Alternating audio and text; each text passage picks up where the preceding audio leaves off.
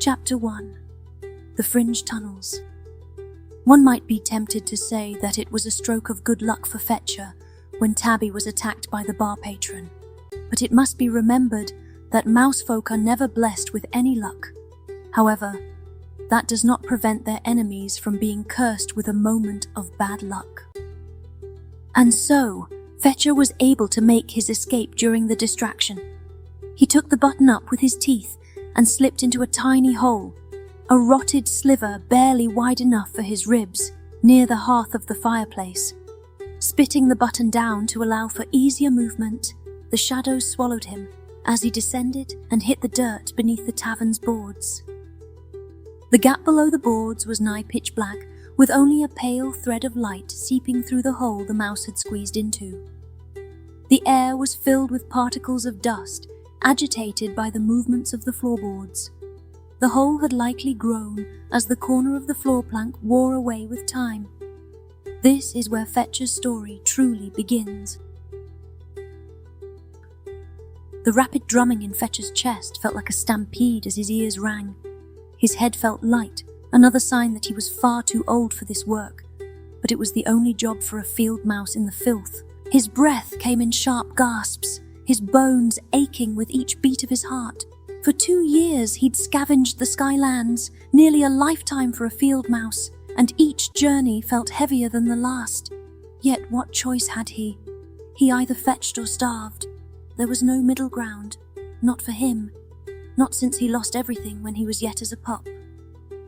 Fetcher turned his head up to look at the creaky boards 6 inches overhead, although they did far more than creak at the moment, as the heavy footfalls of the colossal folk stamped in their growing conflict. The noises frightened Fetcher more than the pursuit of Tabby did. Catfolk were at least predictable in their hatred of mice, but colossal folk were alien gods beyond their ken. The floorboards creak and groan as Titan's steps fall from above. The mouse's heart quakes in fear, yet still he must rise for labour of love. Fetcher rolled onto his paws, eliciting a creak from his spine, which caused him to shudder. He swept his claws over the dirt, snagging the brass button's cold edge to clutch it close to his chest with his left forepaw. He then scampered over the packed earth, whiskers twitching against splinters and dirt, guiding him through the dark. He grasps his prize in tiny paws, a glint of gold so bright and rare. With trembling limbs he scurries forth into the darkness, unaware. The crashing and smashing of fist and furniture, along with Tabby's hissing, caused Fetcher's frail frame to tense as he scampered over the damp-packed earth, long denied fresh air and light. His nose had yet to fail him despite his age, and foul odours, fouler than those above, guided him to the back wall of the tavern's foundation. The day god of the sky had already gone to sleep, and the lazy night god and his mischief never offered much guidance, and so Fetcher's eyes could not detect any other light until he came to a sudden halt as his whiskers brushed air. A void. Turning his head, he lifted the button into his maw and clenched down to hold it tight with his teeth. The hole was little bigger than a 1/4 inch, and it scraped his ribs as he shot through. Beneath the boards, in shadows deep, the mouse did scurry, secrets keep. The night god's faint glow flickered overhead as Fetcher landed outside with a soft plop into more darkness. He now found himself in the back alley, shared by all the buildings on First Docks Row, with damp earth beneath his paws. On his left was the net maker, the first tenement house, and the fishmonger, and to his right was the second tenement house, the chandler, and the third tenement house, the outer wall of the last leaning inward slightly, from decades of abuse from the shore winds. Fetcher knew the layout and needed no moment to take it in. He darted to his right as soon as his paws landed, and his nose steadily suffered a greater assault from the reek he had detected earlier. The privy pit, 4 feet wide and deep, and about a foot away from the back wall midway along, the stench of the festering waste would have churned a man's stomach. Perhaps once there had been a trench so that waste could run off into the lake, but its care had long been abandoned, leaving no trace. Now the Rose residents were lucky if the pit was emptied once a month. But this tale is about Fetcher and no man. He veered right and hugged the walls to steer clear of the pit as he passed the tenement house and neared the Chandlers. Fetcher's nose and paws guided him as surely as his whiskers, the privy's stench a beacon in the dark. The ground began to sink, eroded by the lake rains that flooded the pit, creating a gap beneath the Rose foundation, the first of many gateways into the world of mice. Through dank and foul, through filth and mire, to homeward bound with heart afire. Scrambling up the muddied soil with care, lest he fall into the pit, Fetcher slipped past the gate and into the crawl space beneath the building, revealing a dark warren of dirt tunnels and rotting timber bases. With floorboards nearly a foot above his head, it was reminiscent of the halls of an ancient kingdom decorated with symbols carved by the whims of gods and nature. The earth sloped deeper to the south towards the lake shore, and so the stone foundation grew taller in that direction. Fetcher did not pause at the gate as he quickly made his way southward and downward. Though he had kept his senses vigilant and detected no chase since his escape from the tavern, to dally would invite danger. Thankfully, the pit outside served a vital dual purpose for mice, as both mask and ward from potential stalkers, ensuring escape so long as they made clever use of shadows. At the bottom, Fetcher reaches a cleverly hidden trench that could not be seen from the gate, a necessary labour completed by the mice and rats. He was now nearly surrounded by tunnel entrances. Some went east and west within the northern deep realm, roundabout paths to its edges. The majority went north, deeper into Fetcher's home, with no southern tunnels to avoid burrowing towards water. Yet lo, what fate doth now befall? The path ahead, a deadfall brawl. Fetcher slipped into the third northern tunnel from the eastern wall and descended into the ground. The earth now became dry and soft, a stark contrast to the filthy, dank mud from above. The air also grew cooler, carrying the sharp tang of moss and the faint rot of forgotten hoards, a reminder of the Underlands' unyielding hunger. Though they had their own share of dangers, there weren't as many of the unknown or godly like the Skylands. The Underlands stretched far beneath the Skylands, a realm of shadow and claw where denizens of the earth carved out a fragile truce. The filth lay ahead, a haven of sorts if one could call a den of dirt and desperation such. But it was the nearest and Fetcher's home. He thought of the rats, fierce, towering shadows, who guarded its walls, their strength a bitter necessity against invaders. He'd need to tread carefully there, for a mouse with a shine was a mouse marked for trouble. The corridor was tight, just big enough for common rats to squeeze through one at a time, and still a snug fit for a field mouse. The tunnel's walls pressed close, their dry earth crumbling under Fetcher's paws, leaving a faint grit on his fur. Only after he was a few yards within did he ease his pace, yet remained wary. Distant echoes of claws on stone whispered through the dark, other mice, or worse, stirring in their burrows. Often, Fetcher passed smaller tunnels to his left and right, some natural formations, others dug by mice to serve as small nests closer to the surface but less secure. He saw nothing in the pitch black, but felt the gaps with his whiskers, heard faint scuffles, and smelled the mice within, their sharp, twitchy reek poised to strike if he lingered too close to their burrows.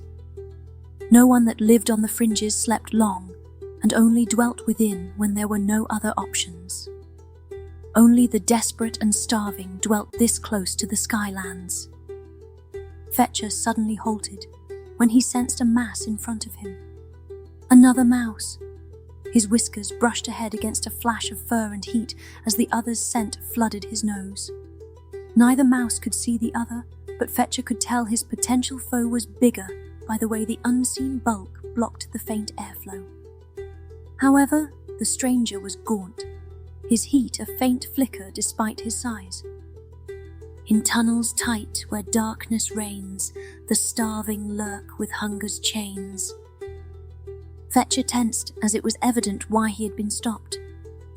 The stranger was clearly one of the starving as it sniffed at the brass button, hoping Fetcher had been carrying a tasty morsel. Or would be a morsel. This was not the first encounter Fetcher had on the fringes, but it would be the last if he wasn't careful. He raised his rear, tail erect, clutching the button as he chattered his teeth. Starver matched the noise. Victory depended on Fetcher's ability to show that he would be no easy meal through intimidation. He could tell Starver was younger, but Fetcher was fatter and healthier, albeit by a small margin. Fetcher sensed more of the starving closing in around them by the growing heat. The faint sounds of their bristling whiskers and snuffling noses let him know that he had to take action. He padded forward, gnashing his teeth as he closed the distance, letting his assailant know he was ready to attack. The teeth do gnash, the eyes do gleam, a mouse's life, a fleeting dream. Starver, at first, gnashed his teeth in turn, but then began to backpedal, doubt entering his mind. What he had thought would be easy prey turned out to not be so. Fetcher had not only failed to give in, but was now pressing to attack. Starver could also smell the age on Fetcher, which may have been a sign of a weakness to be exploited, but undeniably a sign of experience. In the battle of wills, Starver lost and slowly backed into his nest, his tail trailing between his paws. Fetcher did not allow himself to relax. Maintaining his rigid posture, he pressed past the opening. The button's cold edge bit into his jaw, a burden he dared not drop, for to falter now might invite unwanted attention. His heart pounded, a frantic drum against his ribs, urging him onward through the dark. He did not run lest it be interpreted as a weakness. Whiskers, fur and tail remained bristled until he was well down the tunnel. Suddenly, there was a cry behind Fetcher. Whether it was Starver's defeat, or merely the starving having reached their limit, mice were pouring into Starver's hole, their teeth biting and gnashing into his flesh. The gaunt mouse cried out, thrashing his body and gnashing his teeth, desperately fighting for life. Fetcher dashed down the tunnel the moment the cry went out. The starving were unpredictable once they gave into their cannibalism frenzy. Such was life in the fringe tunnels. The weak were devoured for the nourishment of the stronger or more numerous. So it was for all in the deep realms in one form or another.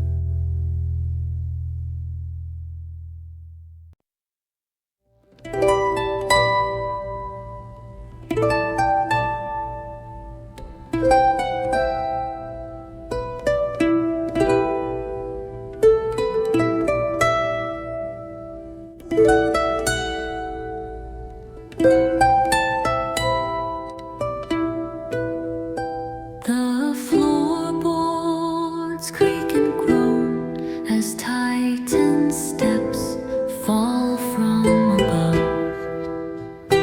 The mouse's heart quakes in fear, yet still he must rise for labor of love.